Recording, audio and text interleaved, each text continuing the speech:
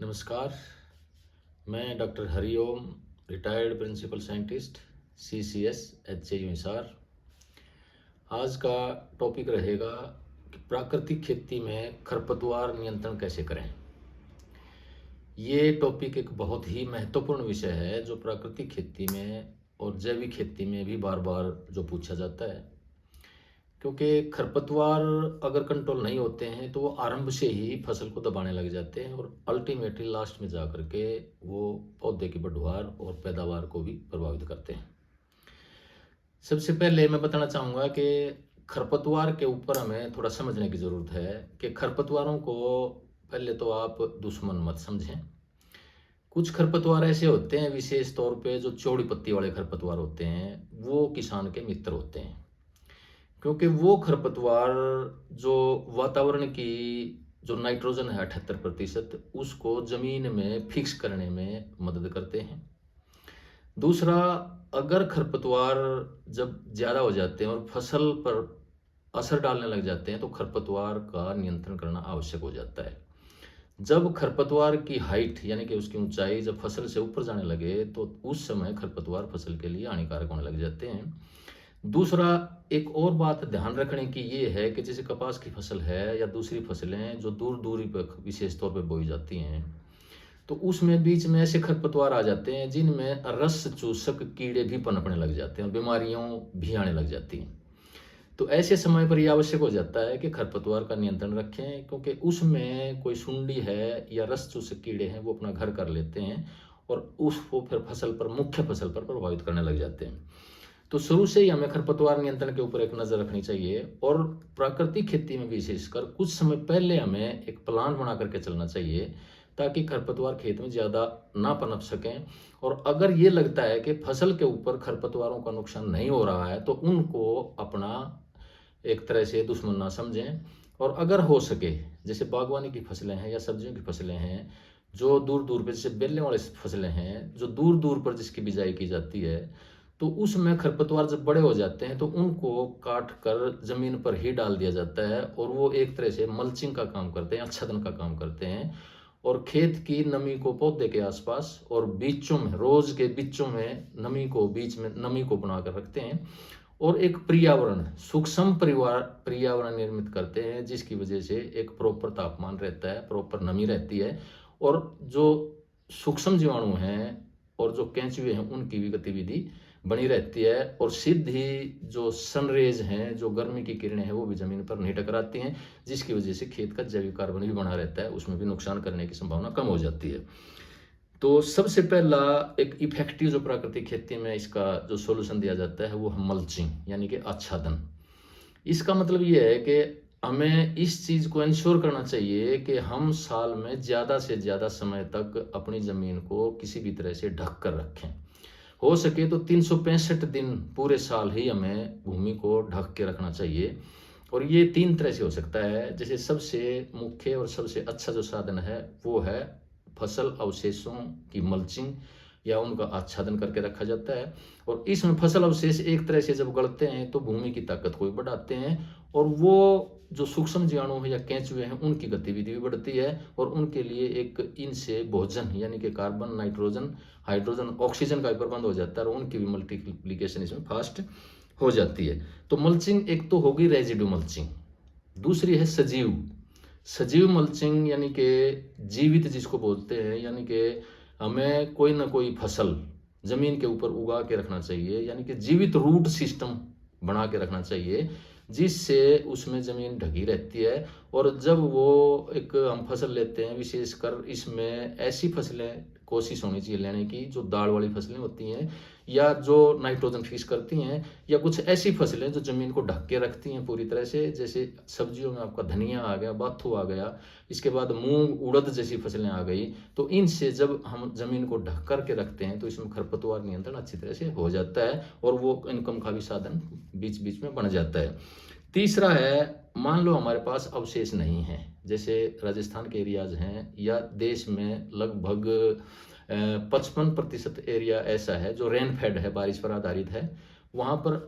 अवशेष उपलब्ध नहीं हो पाते हैं, यहाँ तक कि पशुओं के लिए भी अवशेष नहीं होते हैं, तो वहाँ पर प्लास्टिक मल्चिंग का सहारा लिया जा सकता है। और प्लास्टिक मल्चिंग के साथ ड्रिप इरिगेशन और ड्रिप इरिगेशन के साथ जीवामृत का प्रयोग भी इंश्योर किया जा सकता है, जिससे खरपतवार, चाहे यहाँ तक कि आपने देखा है कि जो प्लास्टिक मल्चिंग है वो एक काफ़ी हद तक किसान अपनाने लग गए हैं ऐसे एरिया में जहाँ पानी की कमी है, सिंचित पानी की कमी है और बारिश पर आधारित जो हैं, और पानी ज़मीन में ठहर नहीं पाता है, ज़मीनें जल्दी पानी पी जाती हैं, तो वहाँ पर प्लास्टिक मल्चिंग एक तरह से आ गई है, किसानों ने स्वीकार भी कर लिया है उसको। तो इसमें ये 3 तरह की मल्चिंग जो है ये काफ़ी हद तक खरपतवार नियंत्रण में हमारी मदद कर देती है। इसके अलावा जैसे फसल चक्कर है, फसल चक्कर भी काफ़ी हद तक इसमें मदद करता है हमारी। अब यहाँ जो उत्तर पश्चिम भारत है, इसमें 2 मुख्य फसलें मुख्य हैं, धान और गेहूँ। धान गेहूँ फसल चक्कर अपनाया जाता है ज़्यादातर। तो इसमें धान में खरपतवार नियंत्रण कैसे करें, मुख्य बात ये आती है पहले। तो धान में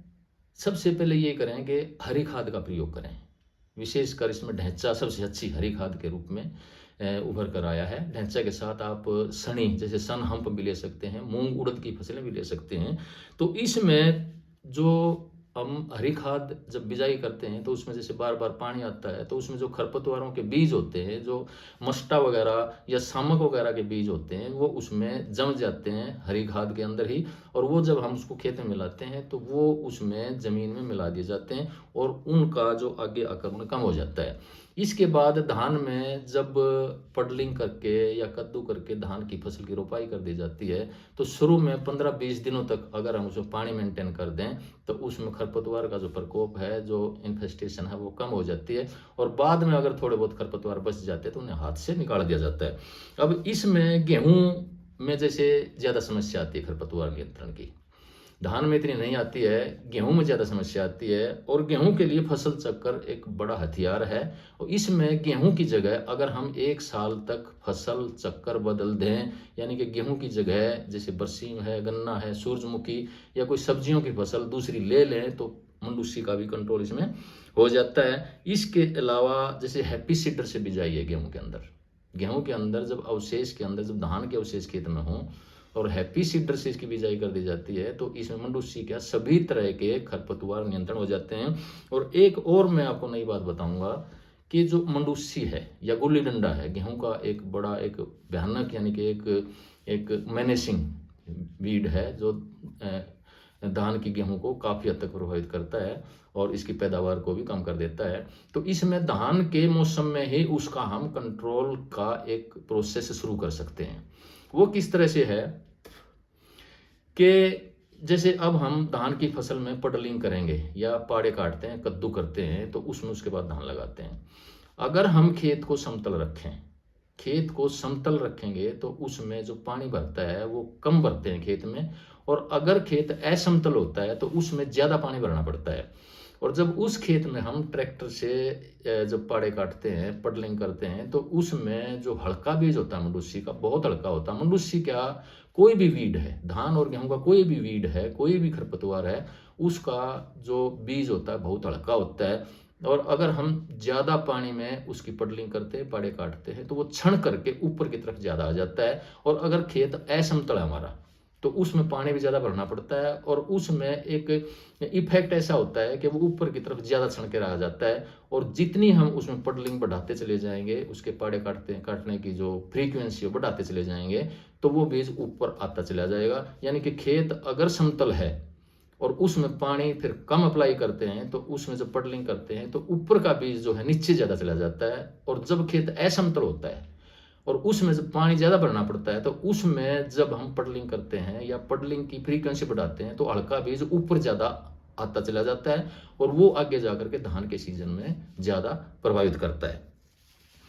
तो इसके अलावा जैसे फसल चक्कर मैंने बताया कि बहुत ही महत्वपूर्ण है। और गेहूं का तो खरपतवार नियंत्रण अगले किसी सीजन में जाकर के हम बनाएंगे कि पूरी एक पैकेज हम प्राकृतिक खेती में क्या बना सकते हैं। तो इसमें फिलहाल हम क्या कर सकते हैं वो मैं आपको बता रहा हूँ। अब जैसे दूसरी फसलें हैं, जैसे गन्ना है, मक्की वगैरह है, तो इनमें एक तो ये बात ध्यान में रखें कि कोई भी फसल है उसमें पौधों की संख्या पूरी अगर होगी तो 50 से 55% खरपतवार अपने आप ही नियंत्रित हो जाते हैं। अगर खेत में पौधों की संख्या कम है, चाहे आपकी गेहूं की है, चाहे धान की है, चाहे गन्ने की, चाहे मक्की की है, अगर हम ऐसी किस्म का चुनाव करते हैं, जो पहली बात तो ऐसा बीज का चुनाव करते हैं जो पूरी तरह से जमा होता है जिसका, और एक साथ जमा होकर के आता है और मिट्टी को यानी कि जमीन को जल्दी ढक लेता है, उसकी फुटाव अच्छा होता है, तो उसमें जो रोशनी है वो जमीन पर सीधी नहीं जा पाती है। और रोशनी अगर नहीं मिलती है तो लगभग सारे खरपतवार ऐसे होते हैं कि जो रोशनी अगर ज़्यादा मिलती है जहाँ पर, और पौधों की संख्या कम होती है, वहाँ उनका प्रकोप ज़्यादा होता चला जाता है। तो पौधों की संख्या इसमें बना करके रखें। और अगर गन्ने जैसी फसल में जैसे पौधे का जमाव कम होता है, जैसे गन्ने में लगभग काफ़ी कम हो जाता है, 50%, 40-50% तक भी रह जाता है कई बार, तो उसमें गन्ने की फसल में आप गैप फिलिंग जरूर करें। और धान की फसल में भी जरूरत पड़े तो गैप फिलिंग जरूर करें। और गन्ने में जैसे पत्तियां होती हैं, ट्रैश होती है, या जैसे गन्ने की पहली फसल होती है तो उसमें दूसरी फसलों के जैसे धान के खरपतवार हमारे पास आ जाते हैं, उनका प्रयोग करना चाहिए। और जैसे दूसरे साल की फसल होती है तो उसमें ट्रैश मल्चिंग यानी कि जो पत्तियां होती हैं उनकी मल्चिंग भी उसमें कर दी जाती है। और बीच में जब हम वो पत्तियों को मिला देते हैं तो उसमें जमीन का एक जैविक कार्बन बढ़ता है, उसकी ताकत भी बढ़ती है और खरपतवार नियंत्रण भी अच्छी तरह से हो जाता है। इसके अलावा जैसे गन्ना है उसमें अगर हम फरोज में बीच में जैसे हम बिजाई करते हैं और बेड्स पे दूसरी फसल ले लेते हैं तो उसमें भी खरपतवार नियंत्रण काफ़ी हद तक हो जाता है। इसके बाद गन्ने की फसल में जैसे हम फ्लैट में अगर हमने बिजाई की है, जैसे अब गेहूं के बाद कुछ जो गन्ने की बिजाई होती है वो फ्लैट में ज़्यादा होती है, तो उसमें जब गन्ना जमने लग जाता है, उसके गुंडे दिखाई देने लग जाते हैं, उसमें ब्लाइंड ओहिंग कर सकते हैं, यानी कि एक जो एक हैरोइंग कर सकते हैं, ट्रैक्टर चला सकते हैं जो जिसकी गहराई ज़्यादा ना हो, यानी कि जहां उसकी गंडीरियाँ या सेट्स जमीन में बिजाई की गई है उसको डिस्टर्ब ना करें। और ऊपर ब्लाइंड होइंग के तौर पे ऊपर की 2-3 इंच अगर हम डिस्टर्ब कर देते हैं, हैरोइंग कर देते हैं उसकी, तो उसमें भी खरपतवार नियंत्रण अच्छी तरह से हो जाता है। इसके अलावा जो फसलें होती हैं उनका जो एक प्रबंधन ऐसा करें, यानी कि लाइन टू लाइन डिस्टेंस ऐसा लें कि उसमें बीच में हम कोई पावर टिलर या पावर वीडर या कोई हाथ से चलाने वाला यंत्र हम यूज कर सकें। और उस जब ज़रूरत पड़े तो उसमें शुरू में 1 या 2 बार उसमें हम उसका प्रयोग कर सकें और जो खरपतवार हैं उनका भी उसमें नियंत्रण हो सके। जैसे बागवानी फसलें हैं या सब्जियों की फसलें हैं, इनमें एक मल्चिंग एक बहुत ही अच्छा एक उभर करके आया है जिसमें आप खरपतवारों का प्रबंधन कर सकते हैं। और इसमें भी बागवानी में मल्चिंग में आप लाइव मल्चिंग भी ले सकते हैं और प्लास्टिक मल्चिंग भी बहुत एक सक्सेसफुली अपनाई जा रही है। और प्लास्टिक मल्चिंग में ये एक फायदा हो जाएगा कि उसमें ड्रिप इरिगेशन आप प्रयोग कर सकते हैं और जीवामृत का भी साथ के साथ प्रयोग कर सकते हैं। और उसी मल्चिंग के नीचे आप कई फसलें ले सकते हैं, क्योंकि उससे जब जीवामृत प्रयोग होगा तो जमीन सख्त नहीं हो पाती है और उसमें एक के बाद 2-3-4 फसलें आप ले सकते हैं। तो इसमें जैसे आप एक और मेथड जिससे खरपतवार नियंत्रण कर सकते हैं वो है इंटरक्रॉपिंग, यानी कि बीच में दूसरी फसलें लें आप। जैसे इंटरक्रॉपिंग में गन्ने की फसल आ जाती है, या जैसे गेहूं में कोई दाल वाली फसल आ जाती है, चना आ जाता है, मसर आ जाती है, तो गन्ने में जैसे इंटरक्रॉपिंग हम लेते हैं तो इसमें जो सर्दियों से पहले जो गन्ने की बिजाई करते हैं तो उसमें सरसों, आलू, लहसुन वगैरह जैसे गेहूं की फसल भी ले सकते हैं। और जो अब फरवरी मार्च में जो बिजाई की गई है उसमें प्याज या बेल वाली कुछ सब्जियां इसमें इंटरक्रॉपिंग के तौर पे ली जा सकती हैं। तो इनमें क्या होगा कि जो हम फसलें लेंगे, अगर दूसरी फसलें बीच में उगाएंगे और ज़मीन को खाली नहीं छोड़ेंगे और ऊपर से प्रकाश ज़मीन पर कम पड़ेगा तो उसमें खरपतवार नियंत्रण अपने आप ही रहेगा और एक तरह से एक बफर जोन भी बन जाएगा कीड़े बीमारियों के लिए, कीड़े बीमारियों का भी कंट्रोल उसमें अपने आप बना रहेगा। तो इस तरह से एक और मेथड जो इसमें प्राकृतिक खेती में दिया जाता है वो भी काफ़ी इफेक्टिव है, वो है multi layer farming. Multi layer farming या पंच स्तरीय मॉडल भी इसको बोल देते हैं, यानी कि एक ही जगह पर एक ही एकड़ में कई फसलें लेते हैं एक साथ ही। इसमें जैसे जमीन के नीचे एक फसल की बिजाई की जाती है, दूसरी फसल की बिजाई जमीन के ऊपर यानी कि सतह के ऊपर की जाती है जो जमीन को ढक कर के रखे, तीसरी, चौथी और पांचवी उसके ऊपर बीच में जैसे स्टैकिंग वगैरह लगा के, बांस वगैरह लगा के, उस पर जाड़ वगैरह लगा के उसमें ली जा सकती हैं। तो मल्टी लेयर फार्मिंग में क्या होता है कि जैसे फरवरी में आमतौर पर स्टार्ट की जाती है,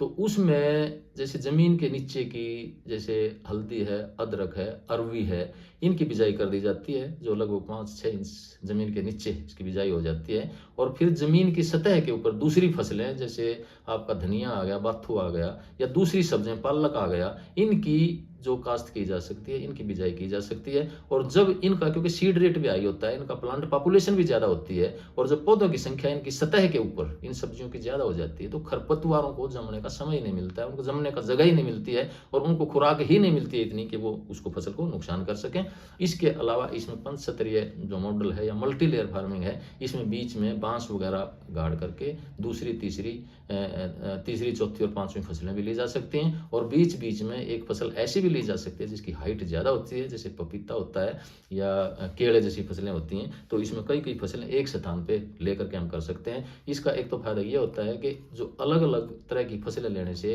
उनका जो नीचे से जो प्रभावक क्षेत्र है, जो फैलती हैं, वो ये अलग अलग डेप्थ तक फैलती हैं, अलग अलग स्थान पर फैलती हैं, तो जमीन के नीचे जो पोषक तत्व हैं वो भी अलग अलग लेयर्स से फसल ले पाती हैं, और इससे एक ही सिंचाई में हम 5-5 फसलें ले पाते हैं। तो इससे